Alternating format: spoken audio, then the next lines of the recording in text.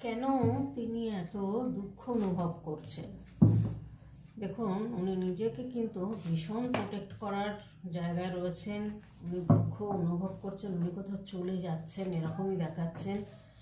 উনি একটা ভীষণ নিজেকে বেঁধে রাখার মতো, আটকে থাকার মতন অবস্থার মধ্যে রয়েছেন।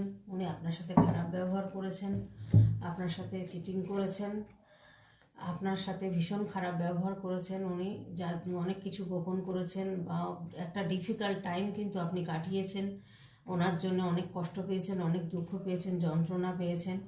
সেই জায়গায় দেখুন উনিও কিন্তু ভালো নেই। উনিও কিন্তু নিজেকে প্রোটেক্ট করে চলছেন এখন, যে নিজেকে কিভাবে বাঁচাবো এরকম একটা পরিস্থিতি এসে দাঁড়িয়েছে। এত স্ট্রং পারসন কিন্তু, অথচ দেখুন উনি সিস্টেমে চলেন, উনি সব কিছুতে করেন, কিন্তু আজকে দেখুন উনি ওনার নিজের ভুলের জন্য নিজে আজকে আটকে রয়েছে মনে করছেন, বা বেঁধে রাখা হয়েছে এরকম মনে করছেন। উনি কিন্তু তাই জন্য কোথাও চলে যাচ্ছেন। এখানে দেখুন দ্য ওয়ার্ল্ডের কার্ড এসছে।